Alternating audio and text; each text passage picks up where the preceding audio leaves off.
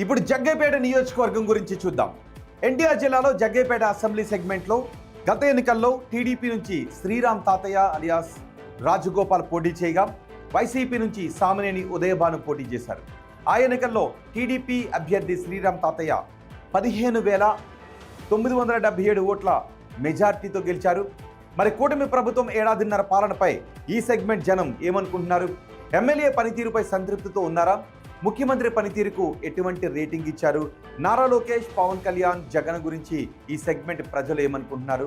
ఓవరాల్గా కూటమి ప్రభుత్వంపై జనం మాట ఏంటి? బిగ్ టీవీ ఎక్స్క్లూజివ్ సర్వే రిపోర్ట్లో చూద్దాం. ఎన్నికల సమయంలో జగ్గైపేట నియోజకవర్గ ప్రజలకు శ్రీరామ్ తాత ఇచ్చిన హామీలంటే ముందుగా చూద్దాం. ఇవే ఆ హామీలు. జగ్గైపేటకు రైలు సౌకర్యాన్ని కల్పిస్తాను అంటూ హామీ ఇచ్చారు. అలాగే జగ్గైపేటకు కృష్ణా జలాలు తీసుకొస్తాను అంటూ శ్రీరామ్ తాతయ్య నియోజకవర్గ ప్రజలకు హామీ ఇచ్చారు. 100 బెడ్స్ ఆసుపత్రిని నియోజకవర్గానికి తీసుకొస్తాను అంటూ శ్రీరామ్ తాతయ్య ప్రజలకు హామీ ఇచ్చారు. ఇప్పటికీ జగ్గైపేట నియోజకవర్గంలో ఉన్న సమస్యలు ఏంటో ఒకసారి చూద్దాం. ఇవే ఆ సమస్యలు. ముక్త్యాల లిఫ్ట్ పనుల్ని త్వరగా పూర్తి చేయాలి అని జనం కోరుకుంటున్నారు. అలాగే జగ్గైపేట ముక్త్యాల రోడ్డుపై పాలెడి బ్రిడ్జిను నిర్మించాలి అని జనం నుంచి ఎప్పటి నుంచో డిమాండ్ వినిపిస్తూ ఉంది. ఇక లింగాల వంతెనకు శాశ్వత రిపేర్లు అవసరం. ప్రస్తుతం ఆ వంతెన శిథిలావస్థలో ఉంది, శాశ్వత రిపేర్లు కావాలి. జగ్గైపేట హైవే బస్ హబ్ ఇంకా అందుబాటులోకి రాకపోవడం ప్రయాణికులకు తీవ్ర అసౌకర్యాన్ని కలిగిస్తుంది. ఎండా వానల్లోనే ప్రయాణికులు అవస్థలు పడుతున్నారు.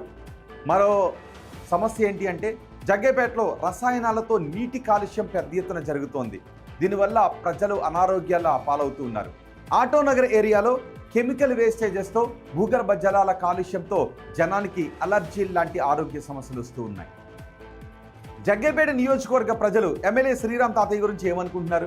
ఆయన గురించి ఉన్న పాజిటివ్ అంశాలేంటి, నెగిటివ్ అంశాలేంటి ఒకసారి మనం చూద్దాం. ముందుగా పాజిటివ్ అంశాలు చూద్దాం. ఇవే సిఎస్ఆర్ నిధులతో మౌలిక వసతుల కల్పనకు ఆయన తీవ్ర కృషి చేస్తూ ఉన్నారు. మౌలిక వసతులను కల్పిస్తూ ఉన్నారు. ఇది చాలా పాజిటివ్గా ఉన్న అంశం. దీంతోపాటు జగ్గైపేట హాస్పిటల్ను 100 పడకల ఆసుపత్రిగా అప్గ్రేడ్ చేయడం శ్రీరామ్ తాతయ్యపై జనాల్లో సానుకూలతను పెంచుతుంది. 489 కోట్ల రూపాయలతో ముక్త్యాల ప్రాజెక్టు పనుల్లో కదలిక కనిపిస్తూ ఉండటం శ్రీరామ్ తాతయ్యకు నియోజకవర్గంలో పాజిటివ్గా ఉన్న అంశం. ఇక జగ్గైపేట దోనకొండలో డిఫెన్స్ స్పేస్ ఇండస్ట్రీ ప్రతిపాదనలు రావటం వెనుక శ్రీరామ్ తాతయ్య కృషి కూడా ఉంది. అలాగే ప్రతి ఇంటికి నీరు ఇచ్చేలా జల్ జీవన్ మిషన్ పనులు అక్కడ జరుగుతూ ఉండటం శ్రీరామ్ తాతయ్యకు జనంలో పాజిటివ్గా ఉన్నటువంటి అంశాలు.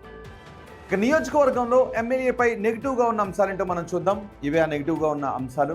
సెగ్మెంట్లో టీడీపీ సీనియర్ల జోక్యం ఎక్కువగా కనిపిస్తోంది అనే మాటలు వినిపిస్తూ ఉన్నాయి. ఇసుక దందా వ్యవహారం అక్కడ తీవ్రమైన విమర్శలకు దారితీస్తోంది. ఇసుక మాఫియా ఆగడాలు ఎక్కువగా కనిపిస్తున్నాయని జనం అంటూ ఉన్నారు. అలాగే ఈ నియోజకవర్గంలో జగ్గైపేట నియోజకవర్గంలో స్థానిక ఎంపీ అనుచరుల పెత్తనం కొంత అసంతృప్తిని కలిగిస్తూ ఉంది నియోజకవర్గ ప్రజలకు. అలాగే ఎమ్మెల్యే సోదరుడి జోక్యం ఎక్కువైంది అనే విమర్శలు కూడా వినిపిస్తూ ఉన్నాయి. ఎమ్మెల్యే పనితీరు గురించి జగ్గైపేట నియోజకవర్గ ప్రజలు వేస్తున్న మార్క్స్ ఏంటో మనం చూద్దాం. చాలా బాగుంది అని 10% మంది జనం చెప్తున్నారు. బాగుంది అని 35% మంది జనం చెప్తూ ఉంటే పర్వాలేదు అని 27.5% మంది అంటున్నారు. బాగా లేదు అంటున్న వారి సంఖ్య 17.5%గా కనిపిస్తోంది. అస్సలు బాగా లేదు అంటున్న వారి సంఖ్య కేవలం 10%గా ఉంది. ముఖ్యమంత్రి చంద్రబాబు పనితీరుకు జగ్గైపేట నియోజకవర్గ ప్రజలు ఎన్ని మార్క్స్ వేస్తున్నారో చూద్దాం. చాలా బాగుంది అని 12.5% మంది జనం అంటుంటే బాగుంది అని 27.5% మంది జనం చెప్తున్నారు. పర్వాలేదు అని 35% మంది జనం చెప్తుంటే బాగా లేదు అని 15% మంది జనం అంటున్నారు. అస్సలు బాగా లేదు అంటున్న వారి సంఖ్య 10%గా ఈ నియోజకవర్గంలో కనిపిస్తుంది. ఇక ఓవరాల్గా ప్రభుత్వ పనితీరుకు జగ్గైపేట నియోజకవర్గ ప్రజలు వేస్తున్న మార్క్స్ ఏంటో చూద్దాం.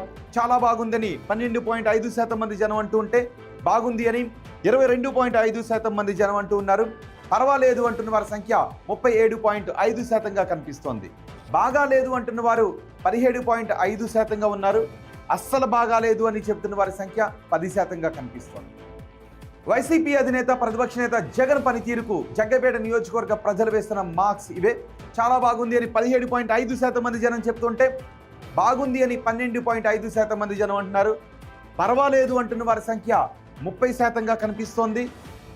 బాగా లేదు అంటున్న వారు 25%గా ఉన్నారు.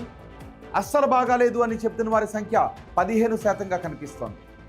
ఉప ముఖ్యమంత్రి పవన్ కళ్యాణ్ పనితీరుకి జగ్గైపేట నియోజకవర్గ ప్రజలు వేస్తున్న మార్క్స్ ఇలా ఉన్నాయి. చాలా బాగుందని 10% మంది మార్క్స్ వేస్తుంటే, బాగుంది అని 27.5% మంది అంటున్నారు.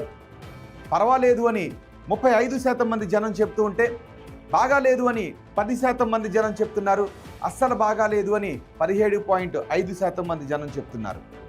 మంత్రి నారా లోకేష్ పనితీరుకి జగ్గైపేట నియోజకవర్గ ప్రజలేస్తున్న మార్క్స్ ఇవే. చాలా బాగుందని 15% మంది అంటున్నారు. బాగుంది అని 30% మంది జనం మార్క్స్ వేస్తున్నారు. పర్వాలేదు అని 32.5% మంది జనం చెబుతుంటే, బాగాలేదు అని 10% మంది జనం చెప్తున్నారు. అస్సలు బాగాలేదు అంటున్న వారి సంఖ్య 12.5%గా ఉంది. అమరావతి పనులు పూర్తవుతాయనుకుంటున్నారని అడిగిన ప్రశ్నకు పూర్తవుతాయి అని 37.5% జగ్గైపేట నియోజకవర్గ ప్రజలు చెప్తుంటే, కావు అని 17.5% మంది జనం అంటున్నారు. కావచ్చు అని 30% మంది జనం అభిప్రాయపడుతుంటే, తెలియదు అంటున్న వారి సంఖ్య 15%గా ఉంది. పోలవరం ప్రాజెక్టు పూర్తవుతుంది అనుకుంటున్నారని అడిగితే, పూర్తవుతుంది అని 32.5% మంది జనం చెప్తున్నారు. కాదు అని 20% మంది జనం చెప్తున్నారు. కావచ్చు అని ఇంకో 20% మంది జనం అంటున్నారు. తెలియదు అంటున్న వారి సంఖ్య 27.5%గా కనిపిస్తోంది. కూటమి ప్రభుత్వంలో ఉద్యోగ అవకాశాలు పెరిగాయా అని అడిగితే, పెరిగాయని 40% మంది జనం చెప్తున్నారు. పెరగలేదు అని 20% మంది జనం అంటున్నారు. పెరుగుండొచ్చు అని 22.5% మంది జనం చెబుతూ ఉంటే, తెలియదు అంటున్న వారి సంఖ్య 17.5%గా కనిపిస్తోంది. వచ్చే ఎన్నికల్లో వైసీపీ అధికారంలోకి వస్తుందనుకుంటున్నారని అడిగితే, వస్తుంది అని 25% మంది జనం చెప్తుంటే, రాదు అని 37.5% మంది జనం అంటున్నారు. రావచ్చు అంటున్న వారి సంఖ్య 12.5%గా కనిపిస్తోంది. తెలియదు అంటున్న వారి సంఖ్య 25%గా ఉంది. చంద్రబాబు తర్వాత సీఎంగా ఎవరైతే బాగుంటుంది అని అడిగితే, పవన్ కళ్యాణ్ అయితే బాగుంటుందని 20% మంది జనం చెప్తే, నారా లోకేష్ అయితే బాగుంటుందని 40% మంది జనం చెప్తున్నారు. తెలియదు అంటని చెబుతున్న వారి సంఖ్య ఇంకో 40%గా ఉంది. ఇవి జగ్గైపేట నియోజకవర్గానికి సంబంధించి బిగ్ టీవీ సర్వే రిపోర్ట్. ఏడాదిన్నర పాలనపై ప్రోగ్రెస్ కార్డ్.